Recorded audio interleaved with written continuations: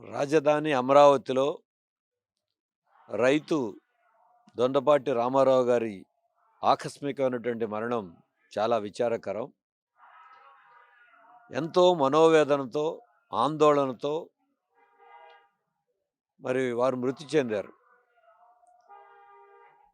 Heart అటాక్‌తో చనిపోయినా దీనికి ఈ మనోవేదనే ముఖ్యమైన కారణంగా కనపడతా ఉంది. ఆయన ఒక్క నిమిషం ముందే ప్రజాప్రతినిధుల ముందు, మంత్రి గారి ముందు ఆయన యొక్క బాధల్ని, ఆందోళనని వ్యక్తం చేశారు. ఒకవైపున ఇప్పటికే భూములు రా రాజధాని కోసం ఇచ్చిన, ప్రత్యామ్నాయంగా ఇచ్చిన ప్లాట్లు సరైనటువంటి స్థలములు ఇవ్వలేదన్నటువంటి ఆందోళన ఒకవైపున ఉంది. ఇంకొక వైపున రోడ్డు కోసం ఉన్నటువంటి ఇళ్ళన్నీ పోతా ఉంటే రేపు ఎలా ఉండాలి అనేటువంటి ఆవేదన కూడా ఆయన బాగా కుంగదీసినట్టుగా కనపడతా ఉంది. కనీసం రోడ్డుకి ప్రత్యామ్నాయాలు చూడటం లేదు, కనీసం తీసిన తర్వాత అయినా సరైనటువంటి నివాసం కోసం మేమిచ్చిన ప్లాట్లోనైనా మాకు ఇవ్వండి, ఇప్పుడు అది సింగపూర్ వాళ్ళకి ఇచ్చారు అని సీడ్ యాక్సిస్ రోడ్ పక్కన ఆయన లేవనెత్తినటువంటి అంశాలు ఆయన యొక్క సొంత విషయాలే కాదు, రైతులు, ఈ ప్రాంత ప్రజల యొక్క మనోవేదనను ఆయన వ్యక్తం చేశారు. మరి ఇటువంటి మనోవేదనని గత గత ప్రభుత్వంలోనూ ఎంతో ఇబ్బందులు పడ్డారు. ఈ ప్రభుత్వాన్ని ఎంతో ఆశతో గెలిపించుకున్నా వాటి పరిష్కారం కాకపోవటం వలన ఈ ఇబ్బందులన్నీ కూడా ఇవాళ తలెత్తున్నాయి. అందుకే ముఖ్యమంత్రి గారు, ప్రభుత్వము ఈ అంశాలని తీవ్రంగా తీసుకోవాలి. ఈయన వ్యక్తిగత సమస్యే కాదు, లేదు రోడ్డు విస్తరణ సమస్యే కాదు. 12 ఏళ్ళు అయిపోయిన తర్వాత కూడా ఇంకా ఒక కొలిక్కి రాలా. రైతుల ప్లాట్లు ఎక్కడో చూసుకోగలిగిన పరిస్థితి లేదు. మరొక వైపున రైతుల ప్లాట్ల మీద రుణాలు రావు, అభివృద్ధి ఎప్పుడవుతుందో తెలీదు. దీనికి మరి ఈ మనోవేదన మొత్తం అమరావతిలో ఉన్నటువంటి రైతులు అందరిలోనూ, పేదల్లోనూ రకరకాల సమస్యలు ఉన్నాయి. ఒకవైపున పూలింగ్ చట్టంలో ఇచ్చినట్టుగా అందరికీ పని చూపిస్తామనేది లేదు, ఉచిత విద్యా వైద్యం అమలు జరగలేదు, అలాగే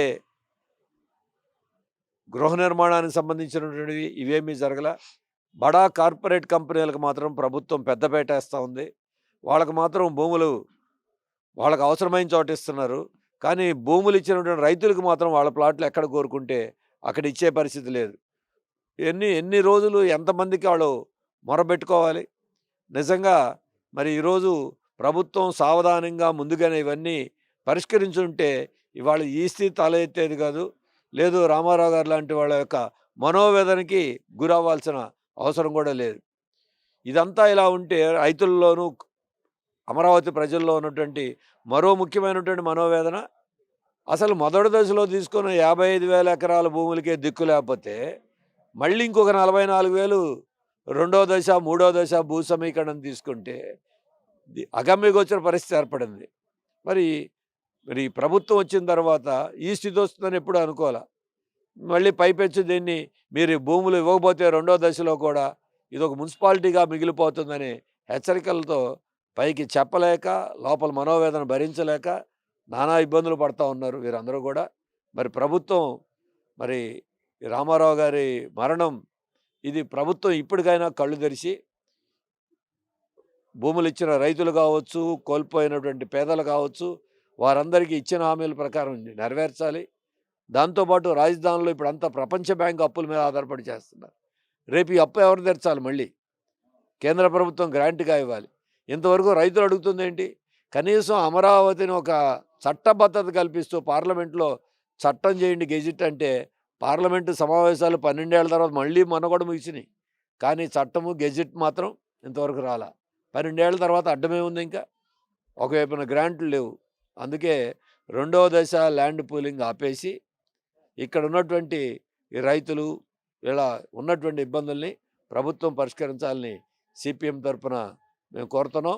ఈ రామారావు గారి కుటుంబానికే కాదు, రైతులకు అండగా నిలబడతాం. మరి ముఖ్యమంత్రి గారు, ప్రభుత్వం కూడా ఇప్పటికైనా కళ్ళు తెరిచి దీనికి బాధ్యత వహించి వారి యొక్క న్యాయమైనటువంటి సమస్యలు పరిష్కరించాలి. తక్షణం ఈ రోడ్డు విస్తరణలో ఈ రకమైనది కాకుండా ప్రత్యామ్నాయాల గురించి కూడా ఆలోచించాలని మేము సిపిఎం తరఫున డిమాండ్ చేస్తాం.